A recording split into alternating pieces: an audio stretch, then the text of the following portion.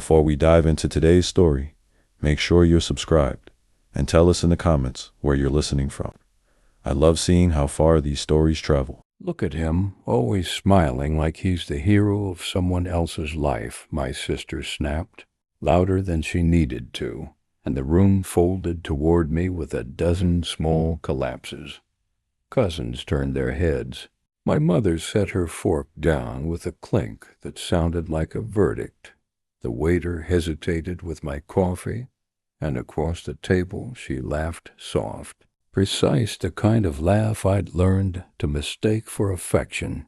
I'm Michael Carter, 44, from Columbus, Ohio, and that single sentence landed in me like a thrown stone that rippled outward through every clean surface I'd built my days on.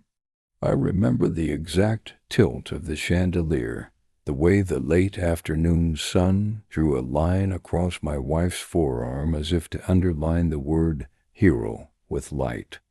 I remember thinking, stupidly, that one laugh couldn't be a weapon, that the worst we could do to each other was be boring, and I had never been so wrong. We were at my sister Brooke's engagement party, an event dressed up like happiness, and already the edges were fraying because she'd invited her friends from the gallery where she worked and my co-workers who whispered about promotions and mortgage rates, and because my mother Evelyn kept glancing at me as if there might be a first aid kit for embarrassment. I had walked in earlier that afternoon, proud in a new suit jacket. Marcus at the office had told me made me look less tired, and had carried a bottle of good bourbon because Lavra had said she liked the smell of oak in the living room. I had thought of trivial things, whether I'd remembered the corkscrew, whether the hors d'oeuvres would be warm, and then the stone we were all looking at was a sentence from my sister that lived in the air like smoke and would not dissipate. Always smiling like he's the hero of someone else's life. It should have been a joke, a tease, but it landed with a grammar of malice that made people look for the subject mine, as if there might be a props department showing who I was supposed to be. They found me. My breath tightened. She kept talking because cruelty often feeds on its own momentum, and my wife's knee bumped mine under the table with a small, deliberate force I should have noticed as early warning. Instead, I laughed it off, that quiet, steadier laugh I used to keep other people's discomfort from staining the room. I didn't realize then that the laughter would be cataloged and stored, put on a shelf of excuses that would be produced later to explain that I had missed the signs or didn't ask enough questions. I see now how easy it had been to mistake my patience for a gap in my radar. The early years had been simple geometry, work, mortgage, chores, the small domestic arithmetic of maintenance, and I'd liked the pattern because it was honest, and because my father Harold had taught me that stability was a kind of victory. Lavra and I had built things together. A crumpled lease in a folder in the closet, a couch with coffee-ringed arms we both swore we'd replace next year, vacations where we'd take pictures that looked like they belonged to other people because the smiles were practiced. When she first laughed at my awkward jokes and asked me about my day, it felt like permission to breathe. Over time, small fissures appeared, her leaving dishes in the sink more often, borrowing money for emergencies.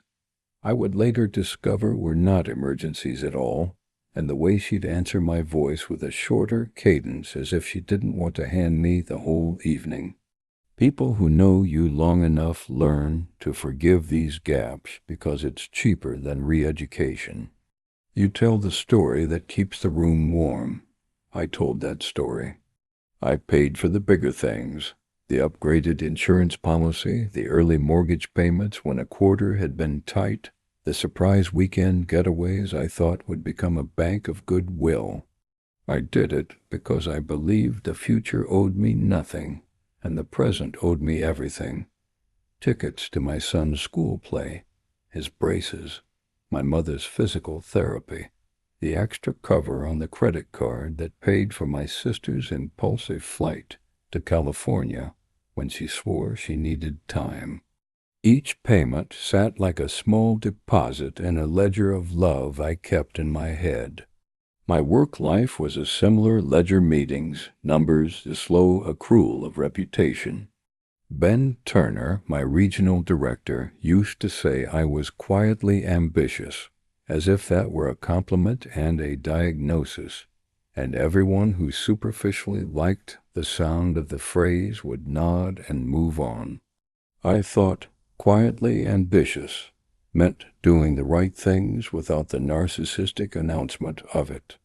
Later, I learned how that phrase had been used like a compliment to explain away my absence at certain lunches, to justify my staying late, because home is where his priorities are, right?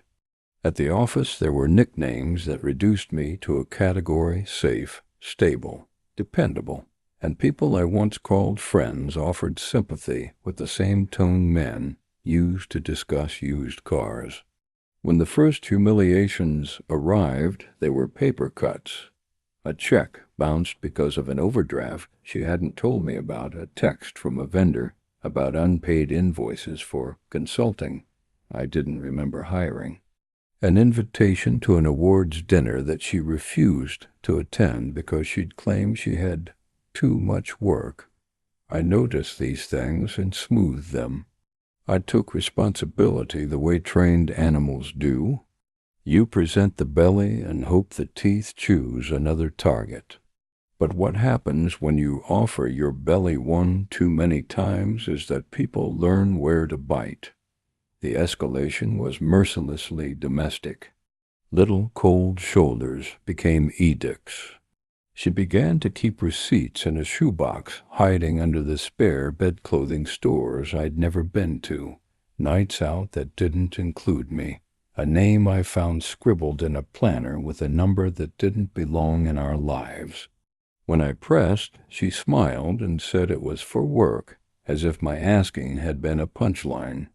I let it go because I had to believe that the scaffolding we had erected, our child, our home, the shared account, was strong enough to bear a little unevenness.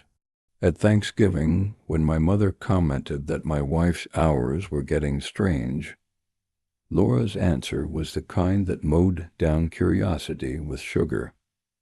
"You worry too much," she said to Evelyn with eyes the color of a pond in winter. The bystanders, my mother, my sister, our cousins, either swallowed the implication or sided with the comfortable story. In public, she wore me like a trophy at times, and at others a convenient shadow, shifting her proximity like one adjusts a chair rather than a lover. The deeper humiliation, the kind that doesn't announce itself with fireworks, but with the slow coming apart of a familiar garment, comes when you realize someone's disregard has been methodically practiced. Once you see that pattern, it is impossible to pretend the fabric hasn't been cut intentionally. The breaking point was not one of those small separations. It was an explosive, cinematic thing that could not be mistaken for accident. I found the phone on a Tuesday, an old model, a flip phone with a cracked hinge folded, in a sock in a suitcase we had not used in months. It sat like a fossil in the drawer, and for a second I almost put it back, because denial is a muscle you can flex to save yourself pain. But my thumb opened it, my eyes read the names, and the world altered. The contact list leaned heavily toward a single name, Ryan. I knew Ryan as the kind of name that suggested someone who spent time in bars rather than libraries, someone with quick hands and quicker eyes.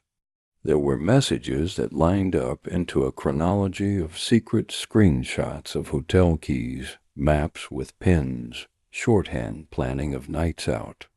There were pictures that proved what my brain had tried to refuse. Laura, sleeping in an embrace with another man in a dim apartment that was not ours.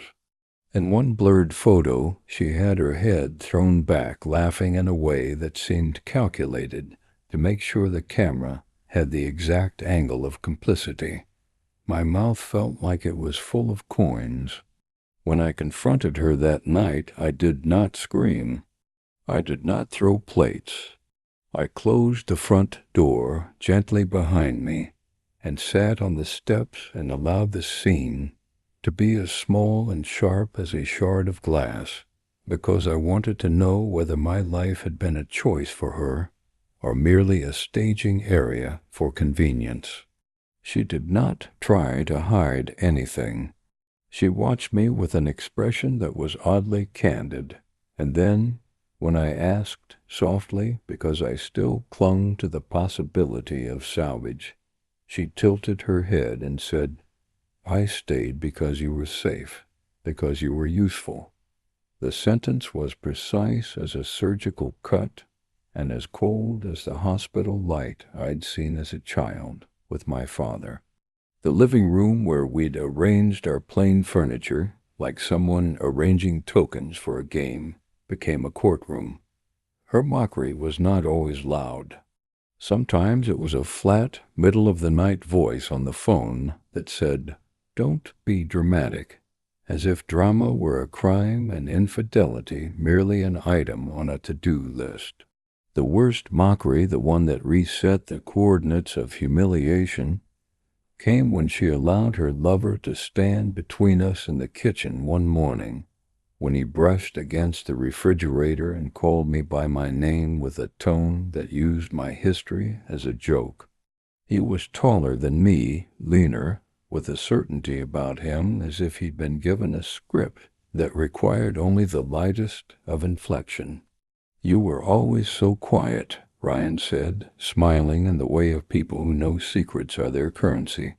My sister and mother saw me on the threshold of that small domestic theater, and those bystanders had opinions. They thought I would explode, or they imagined I'd cry. I did neither. I remember thinking about the ledger in my head and about every check I'd signed, every favor I'd done with the casual muscle memory of a man who believed in mutual aid.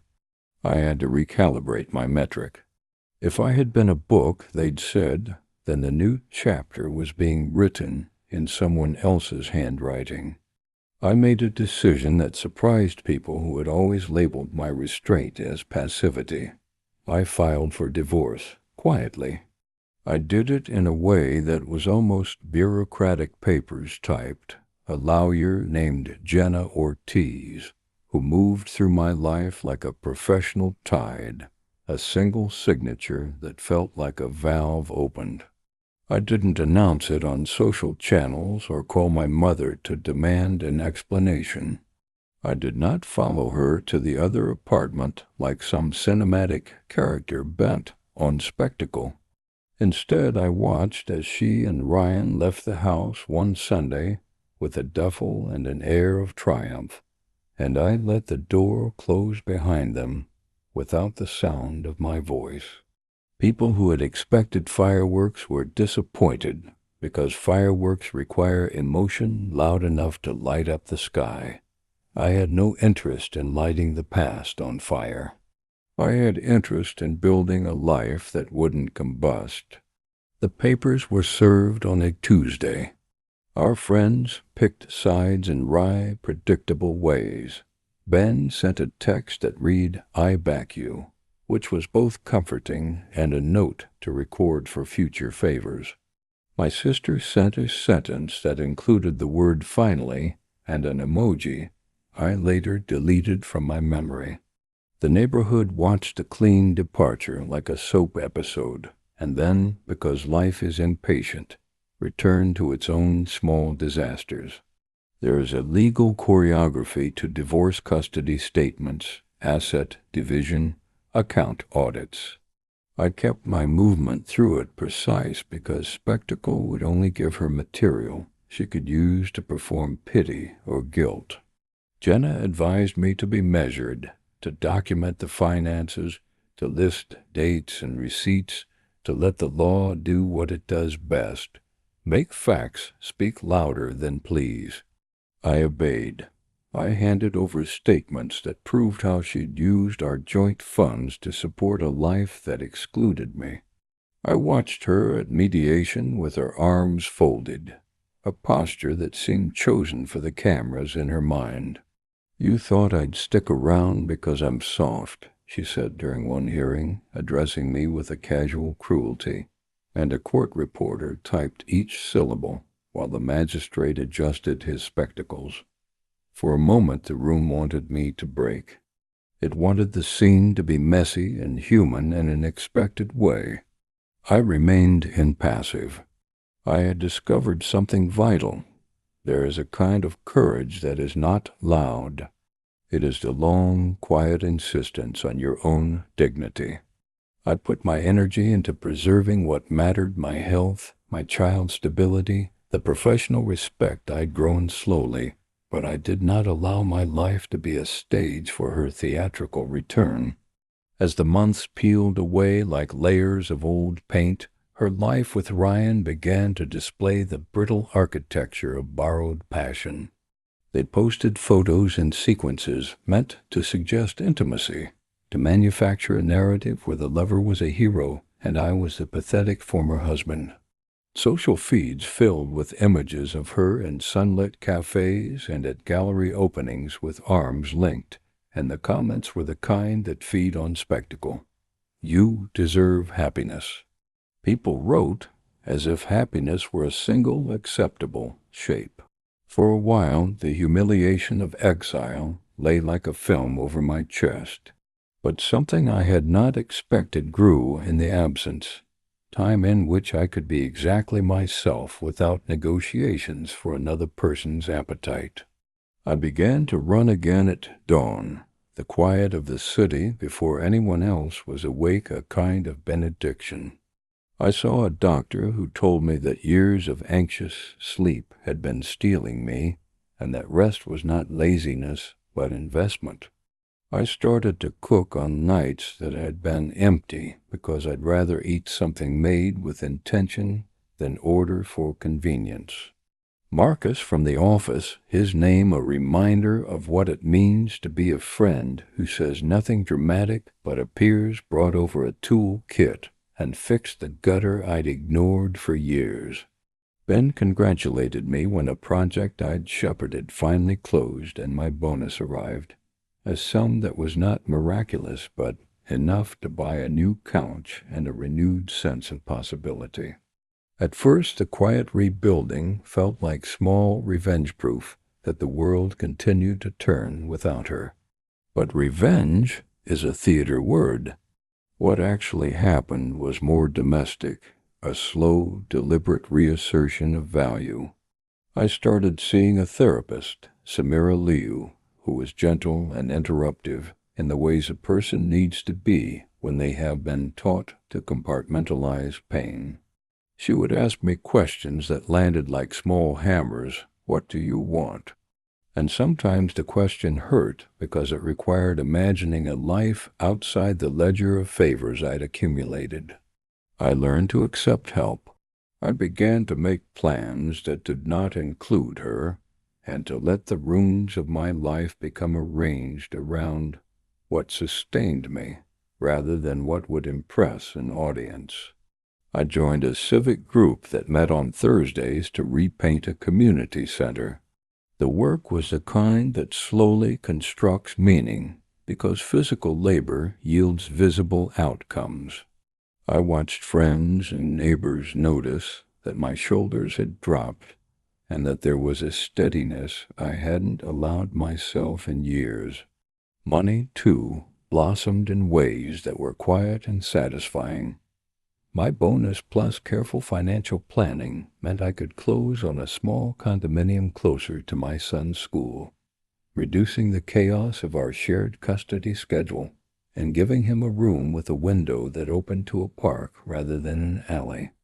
I bought new books. I cooked meals I liked. People began, innocently, to compliment the way I carried myself. Compliments, after a long drought, felt like small currency. Meanwhile, the affair splintered under the weight of its own impatience. Ryan's charm had a shelf life. It required novelty that quickly exhausted itself. There were rumors he vanished for a week, rumors replaced with a terse Instagram story. A friend of a friend said he'd been seen at a club with another woman, then silence. She began to call less frequently, her posts less curated.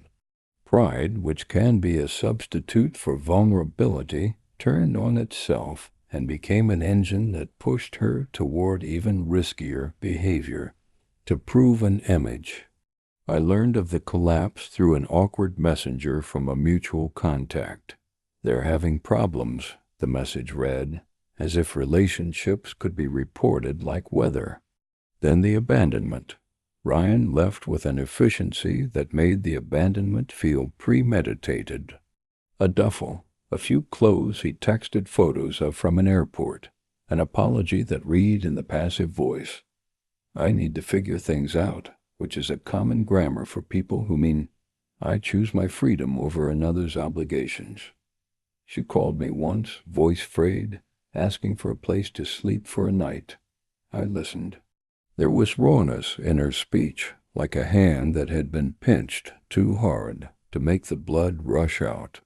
Then she asked, with a voice that tried to be casual and landed somewhere between apology and entitlement, if she could come back. Everything about the request was staged to test me. Her friends messaged me in private. Lydia, a woman who'd been at our book club and who had laughed on our couches, wrote that people make mistakes and that forgiveness is a virtue. My mother, who had been a steady presence in this theater, and whose own history included compromises and quiet heroism, called and said she would support whatever decision I made, but her voice faltered in ways mothers' voices do when they want to be soft and cannot entirely hide their opinion. People tried to model for me the idea that going back was an honorable thing because of the past we shared. I considered the possibility in the sterile geometry of ethics. It would perhaps look noble to rebuild something and to present the world with a portrait of reconciliation. But there is a ledger always, and in that ledger the entries were not symmetrical. Some debts cannot be reconciled with a gesture. When she arrived at the condominium, she took in the space with eyes that measured for a re-entry and then for an exit. She stepped into the living room, and the air between us had the odd temperature of a place where the windows had been left open and the weather had changed. "I messed up," she said, which was true but inadequate. "I was stupid," she added, and the phrase, "I only stayed because you were safe," hung like a last detonator of the past. I watched her watch me as if she were anticipating a performance of regret, a sob, perhaps, that would earn a forgivable place in the narrative. I had rehearsed nothing. The people around me, neighbors who had seen little of the drama, and only the results, hovered, because drama attracts witnesses even when the witness is a quiet life. My son watched from an upstairs doorway, his posture revealing the loyalty of children who want their parents to be certain. I did not reach for her hand. I did not demand a confession that would turn the scene into a spectacle. Instead, I met her with the thing that hurts those who expected spectacle most: calm. What followed was not a courtroom denouement. It was a domestic realignment. I told her that our son would continue to have stability, and that I would not subject him to adult theatrics, and that if she wanted to rebuild, she could do it through small, accountable acts rather than dramatic pronouncements. I did not say she could not come back because I wanted to punish her. I said it because I had learned through months of reclaiming my own life that love is not a habit that can be resumed like a pair of gloves. Love, I said, is a practice you show up for. She stood in the living room, and the look she gave me was a mixture of indignation and the dawning understanding that her choices had consequences she had not anticipated. She reached the hand she had once used to hold my cheek, and I did not step forward. People who expect reconciliation are often prepared to be theatrically contrite. People who seek to use remorse as a tool to get back what they lost are often unprepared for the ordinary boundaries that healthy lives require. Months later, when the rumor mills slowed and Laura's attempts at reintegration turned into small, polite emails asking about practicalities, I realized something remarkable. I wasn't angry in the way I'd expected to be. The old fury had been replaced by a different climate, a clarity that allowed me to see her for what she'd been and to value myself in a new ledger. I had become, slowly, a man who understood the utility of solitude for healing. My friends came around in ways that surprised me. Ben stopped by with an invitation to join a board he was on, saying casually, "We need a steady hand." Marcus brought his children over for an afternoon and taught mine how to skip stones. Jenna made sure the divorce was finalized cleanly. There were no last-minute revelations, no dramatic courtroom scenes, only the monotone click of a stamp that made it legal. I celebrated exactly once. I took my son to a diner he liked and ordered pancakes and asked him what he wanted to do that summer. He answered with the unfussy honesty of a small person, and we made plans. That evening I lay awake thinking of the way dignity accrues not through the crushing of others, but through the consistent care of oneself. When Laura finally spoke to me one last time late, almost a year after the first discovery, her voice was smaller. She stood outside the condominium with a bag and a presence that seemed to have shrunk with the weight of consequence. "I thought you would be worse," she said, the sentence a kind of admission that people make when they misjudge the interior of another. People expect the humiliated to erupt. They don't account for the quiet fire of rebuilding. I told her that the times she had mocked me, the way she had used me, could not be undone with single gestures. I told her the truth that had become part of my bones, that being useful to someone is not a kindness to be traded for affection. It is a condition for trust. Her face changed shame, surprise, a suspicion that she'd mispriced the currency of love. She asked, finally, with the flint of hope still barely lit, if she could come back into our son's life in a manner consistent and patient. I told her yes, in the literal sense. She could see him during scheduled visits, we could coordinate, we could practice being kind in small measures. But I did not offer her, and would not, the larger thing she had once treated like a contingency, an open invitation to slide back into the heartbeat of my life the way some people expect to return to a house after they've borrowed it for months. The last months built to a public moment, not of revenge, but of moral clarity. Brooke had her show at a small gallery downtown and invited our mother and a handful of people. Laura came too, as if to remind people she could still stand in rooms that had once been ours. She drifted through the opening with that practiced air of a woman who could command attention, and then something about her composure cracked, as in all the best dramas the truth insists on being seen. Someone she had been friendly with approached her and said something in a word the world had not heard enough: accountability. The man glanced toward me and then toward her, and said, quietly, that people who use others as a resource often find themselves empty when the resource closes. The remark was nearly casual, but the sound of it in that place was everything. She realized then that she had hollowed out the bank that matters, the people who actually choose to show up with you on hard days, not just the ones who enroll for the highlights. I watched as her face, for the first time in public since the party where Brooke had spoken, lost its practiced sheen. People around her offered sympathy, the kind you give to a fallen acquaintance, but the kind of trust that rebuilds intimacy is not sympathy. It is labor. She looked at me in that moment, and I met her eyes like two people agreeing about the weather. A neutral fact.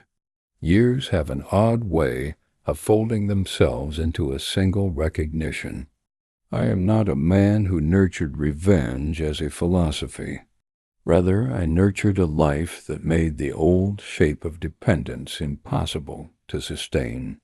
I dated once, cautiously, with a woman named Claire, who listened to me and who taught me how not to assume her feelings for me were contingent on my performance.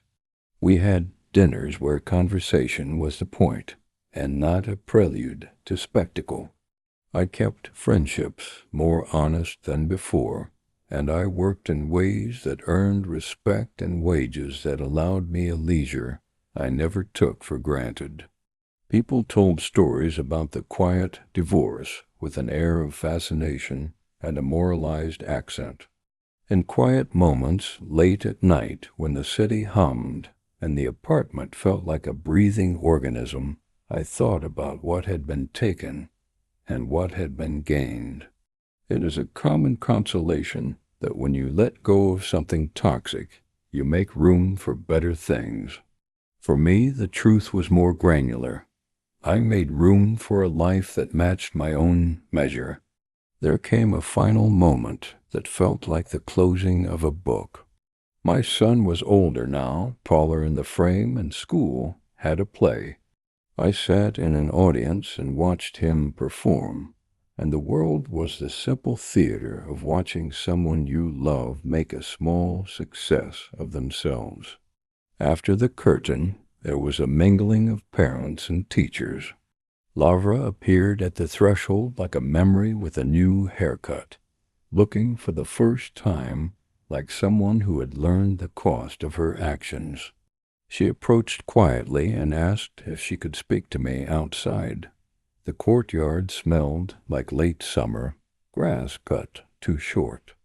We stood under an old lamp-post, and she said with an honesty that had the thinness of late apologies, "I wanted to say I'm sorry," and for a moment I thought of all the furious operatic words that could be hurled at someone in such a sentence: accusation, recrimination, the desire to make her feel small.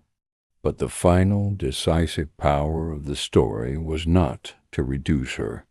It was to close the book without making her the center of my life any longer. I said what I believed simple, not theatrical, that she had choices and those choices had consequences, and that our son would not be a child in a custody war, and that if she wanted to be a part of his life, she had to build trust with patience and humility rather than demands. She paused, searching my face for a vindictive flourish that would show she'd lost in the way the world sometimes expects. And when she found there was none, she said, breathless with a new kind of pleading, "Please, one more chance." The plea had the weight of someone throwing a rope to see if it would catch. I understood the economy of that rope. It was a last attempt to retrieve what she'd imagined lost. But in that courtyard, in front of a dozen other parents and teachers who were shuffling their own small dramas, I realized the only revenge that had any merit was the life I'd rebuilt. I had a son who trusted me, friends who respected me, a job that paid me, and a heart that had learned how to refuse being used.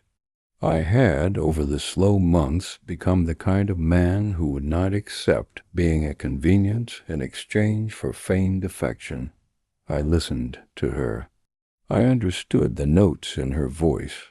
Then I gave the single, clean answer that ended the drama without spectacle and taught the only lesson worth teaching in such a moment, that people must live with the architecture of their choices. I turned away and walked back toward the auditorium where my son waited.